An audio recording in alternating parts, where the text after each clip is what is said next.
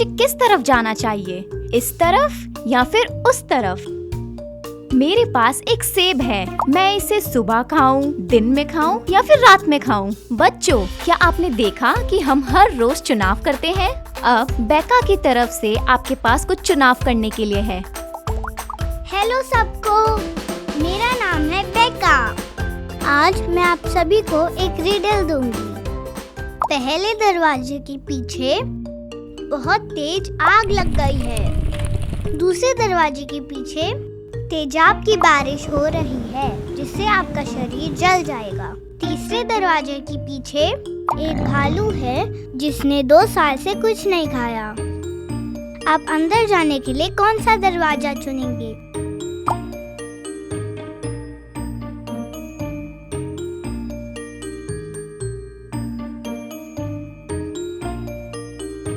तो इस प्रश्न का उत्तर है तीसरा दरवाजा, क्योंकि भालू ने 2 साल से कुछ भी नहीं खाया तो वो मर गया होगा। क्या आपने सही चुनाव किया? क्या आपने तीसरा दरवाजा चुना? बहुत बढ़िया। देखा, हम हर समय चुनाव करते हैं। कुछ चुनाव आसान होते हैं, जैसे मैं क्या पहनूं या क्या खाऊं, पर कुछ चुनाव बहुत मुश्किल होते हैं, जैसे कि मैं अपने प्राइमरी स्कूल के बाद किस स्कूल में जाऊं, या फिर मुझे कैसे दोस्तों के साथ घूमना चाहिए, या फिर मुझे बड़े होने के बाद किससे शादी करनी चाहिए। हमारे सारे चुनाव बहुत ही महत्वपूर्ण हैं। तो आज हम एक नई सीरीज की शुरुआत करेंगे जो है चुनाव, और हम प्रार्थना करेंगे कि आप अपने जीवन के लिए और अपने भविष्य के लिए सही चुनाव करें। आज का वचन हमें बताता है नीति वचन 19:20 में यह कहता है, सलाह पर ध्यान दे और सुधार को अपना ले, जिससे अंत में तू बुद्धिमान बन पाए। तो चुनाव करने के लिए आप किसकी बातें सुनते हैं, यह बहुत जरूरी है।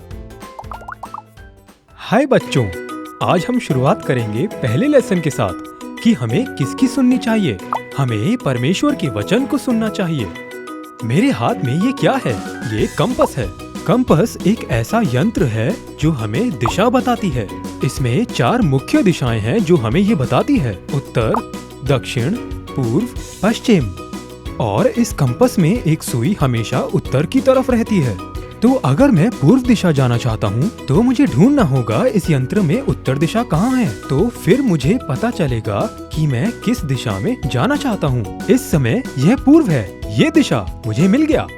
इसी प्रकार हमारे पास कुछ होना चाहिए जो हमें हमेशा सही दिशा दिखाए। समझदार बच्चों, क्या आप बता सकते हैं कि ये क्या है? ये परमेश्वर का वचन है। परमेश्वर के वचन की सच्चाई कभी नहीं बदलती, तो इसीलिए हमें परमेश्वर के वचन को सुनने का चुनाव करना होगा। परमेश्वर का वचन हमारी मदद करेगा जिंदगी में मार्गदर्शन के लिए और सहायता करेगा जीवन में सही चुनाव करने के लिए।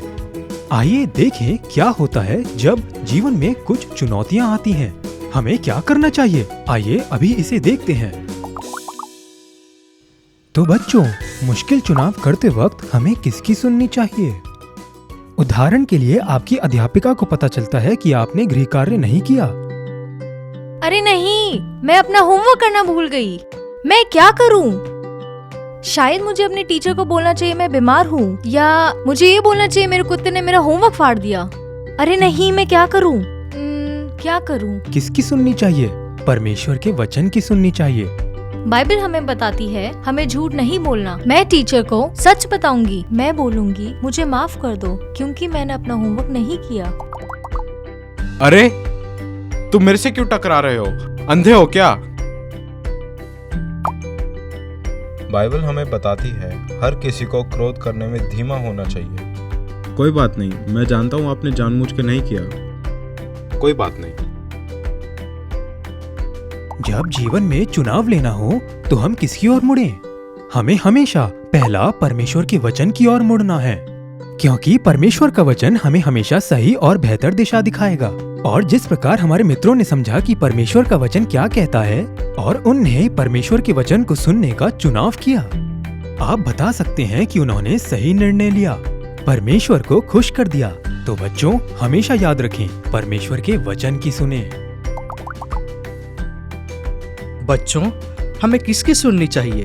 दूसरी बात, हमें ऐसे लोगों को सुनना चाहिए जो बुद्धिमान है और हमसे प्रेम करते हैं। बिल्कुल सही, ये आपके पापा, मम्मी या आपके शिक्षक भी हो सकते हैं। क्या आपको मूसा नाम का व्यक्ति याद है? हाँ, जिसने लाल समंदर को 2 भाग किया था। उसने भी ऐसे बुद्धिमान लोगों की बात सुनी जो उससे प्रेम करते थे और उसकी ख्याल रखते थे। अब ऐसे समय आ गया था कि मूसा ने इजराइल के लोगों को मिस्र से बाहर निकाला और उसने इनके हर एक समस्या और जरूरतों को भी देखा, और ये एक बहुत कठिन काम था। मूसा के ससुर यित्रो ने ये सारी बातें सुनी जो परमेश्वर ने उसके लिए किया और जो कार्य वो कर रहा था। तो फिर वो रेगिस्तान गया मूसा को ढूंढने के लिए। आइए देखते हैं आगे क्या होता है। मूसा, तू बहुत सारी चीजें करने की कोशिश कर रहा है। देख, कितने लोग तेरे को देखने के लिए इंतजार कर रहे हैं। वे सुबह से शाम तक यहीं खड़े हैं। तू सारी चीजें खुद करने की बहुत कोशिश कर रहा है। तू अपने आप को और इन इंतजार करने वाले लोगों को थका देगा। ये लोग खुद मेरे पास आते हैं, ये पूछने के लिए कि प्रभु उनसे क्या चाहता है। ये लोग मेरे पास छोटे मामले और बड़े मामले के लिए सुझाव लेते हैं। वे चाहते हैं कि मैं उन्हें परमेश्वर के साथ जोड़ कर रखूं। मुझे उन्हें परमेश्वर के कानून और नियम के बारे में बताना है। मूसा, मेरी सलाह को मान। इन लोगों के बीच में से एक ऐसे व्यक्ति को चुन जो प्रभु का भय मानता और इनसे प्रेम करता हो। इनमें से चुन कि वे न्यायी बने, और उन लोगों को इन हजारों, 100, 50 और 10 के बीच न्यायी बना। उन्हें छोटे मामलों को संभालने दे, और अगर मामला बहुत कठिन और मुश्किल है तो वह तेरे पास आए और तू उन्हें संभाल। ये अच्छी सलाह है, मैं ऐसा ही करूंगा जैसे आपने बताया। वाओ, मूसा ने अपनी ससुर की बात सुनी और उसने बहुत अच्छा किया। ना केवल सलाह बुद्धिमान थी, पर ये ऐसे व्यक्ति से आया था जो उसे प्रेम करता था और उसका ख्याल रखता था। तो बच्चों, आइए हम बुद्धिमान लोगों की बातें सुने जो हमसे प्रेम करते हैं और हमारे लिए चिंता करते हैं। सही चुनाव करने के लिए आप किसकी सुनते हैं, यह बहुत जरूरी है। हमने सीखा कि हमें परमेश्वर के वचन को सुनना चाहिए। परमेश्वर अपने वचनों से हमेशा हमसे बातें करते हैं। वह हमसे धीमी आवाज में बातें करते हैं, और ये हमारी जिम्मेदारी है कि हम परमेश्वर के वचन को सुनने का चुनाव करें। ऐसे लोगों की बातें सुनने का चुनाव करें जो बुद्धिमान हैं और हमसे सचमुच प्यार करते हैं। तो बच्चों, हमारे आज के वचन को ध्यान में रखें। यह कहता है, सलाह पर ध्यान दे और शिक्षा को ग्रहण कर कि तू अपने अनंत काल में बुद्धिमान बना रहे।